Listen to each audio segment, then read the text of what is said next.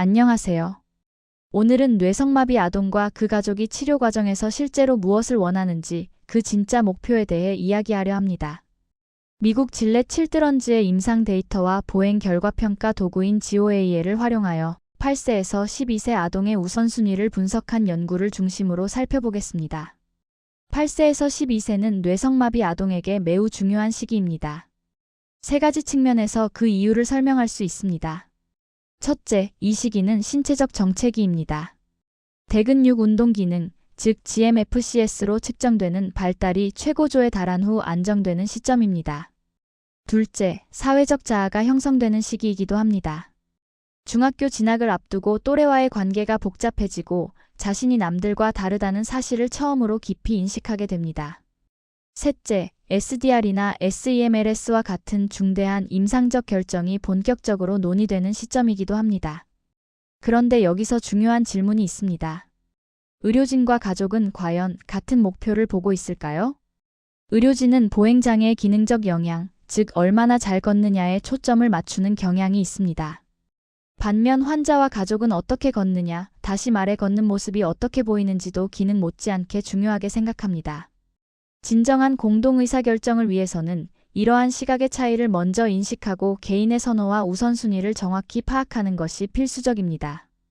보호자와 아동의 목표 사이에는 또 다른 차이가 있습니다. 바로 시간의 방향입니다. 보호자는 미래를 바라봅니다. 걷기 능력의 유지, 일상생활 독립, 수술의 장기적 예후를 걱정합니다. 반면 아동은 지금 이 순간에 삽니다. 오늘의 행복, 친구들과 노는 시간, 기능보다는 사회적으로 어울릴 수 있느냐가 그들의 관심사입니다. 연구에 따르면 아동이 스스로 목표 설정에 참여할 때 동기부여, 자신감, 치료 참여도가 급격히 높아집니다. 아이를 결정해서 배제하는 것은 치료 효과를 떨어뜨릴 수 있습니다. 이번 연구는 질렛 칠드런즈에서 2018년부터 2023년 사이에 수집된 데이터를 기반으로 합니다.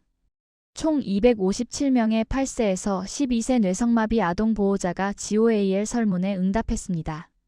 GMFCS 레벨 분포는 레벨 1이 31%, 레벨 2가 46%, 레벨 3가 23%였습니다.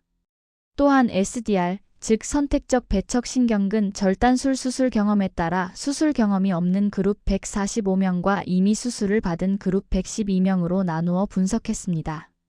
전체 그룹의 우선순위를 분석한 결과 매우 흥미로운 패턴이 나타났습니다. 1위는 발을 일직선으로 뻗고 걷기로 55%가 최우선 과제로 꼽았습니다. 2위는 넘어지지 않고 걷기 53%, 3위는 발을 끌지 않고 걷기 52%였습니다. 주목할 점은 상위 10개 우선순위 중 무려 5개가 단순한 보행 기능을 넘어 걷는 모습과 외형에 관한 항목이었다는 것입니다. 이는 의료진이 간과하기 쉬운 부분입니다. GMFCS 레벨에 따라 목표의 성격도 달라집니다. 가장 보행이 자유로운 레벨 I 그룹의 최우선 순위는 미관, 즉 외형적인 보행 패턴이었습니다. 이미 걸을 수 있으므로 남들에게 정상적으로 보이는 걸음걸이에 가장 큰 관심을 보인 것입니다. 반면 레벨 II 그룹은 안전이 첫 번째였습니다. 넘어지지 않고 걷는 것이 66%로 1위를 차지했고 발을 일직선으로 뻗는 것이 56%로 그 뒤를 이었습니다. 일상적 보행 중 사고 예방과 외형적 패턴 두 가지를 동시에 걱정하는 것이죠. 보조기기를 주로 사용하는 GMFCS 레벨 3 그룹은 외형보다 훨씬 실질적인 목표를 가지고 있었습니다. 1위는 250m 이상 걷기로 72%, 2위는 발을 끌지 않고 걷기 70%, 3위는 15분 이상 걷기 65%였습니다. 계단 오르내리기와 걷는 동안 피로 줄이기도 상위를 차지했습니다. 이 그룹에게는 외형이 아닌 일상생활을 유지하기 위한 현실적 기능 유지와 피로도 관리가 핵심 과제입니다. 수술 경험 유무에 따라서도 목표가 달라집니다.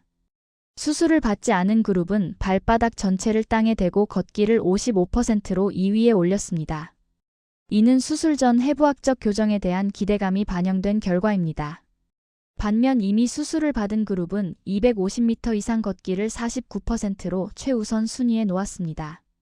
수술 후 기본 기능이 안정되면서 목표가 단순한 자세 교정에서 실생활 지구력 향상으로 상향 이동한 것입니다.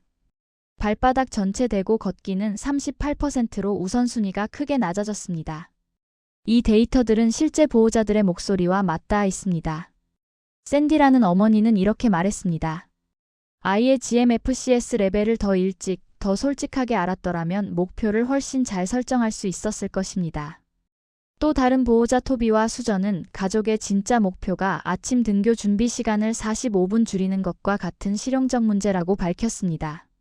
이처럼 의료진이 GMFCS 레벨 등 정확한 정보를 제공하는 것은 보호자가 막연한 기대 대신 생산적이고 현실적인 목표를 세우는 데 결정적인 기반이 됩니다. 아이들의 목소리도 들어볼 필요가 있습니다. 닉은 성인이 된 후 이렇게 회고했습니다. 부모님은 제가 걷는 모습이 나아졌다고 기뻐했지만 저는 그 치료들 때문에 소중한 여름방학과 야구할 기회를 빼앗기고 있다고 느꼈어요. 제키는 또 이렇게 말했습니다. 학교에 가고 나서야 내가 다르다는 걸 처음 깨달았어요. 그런데 치료를 왜 해야 하는지 아무도 이유를 설명해주지 않았어요. 아이들은 또래의 시선에 예민하고 어른들이 세운 내일을 위한 목표가 때로는 아이의 오늘의 삶과 충돌할 수 있습니다. 모든 내용을 바탕으로 임상 현장에서 적용할 수 있는 5가지 원칙을 제안합니다. 첫째, 왜를 설명하십시오.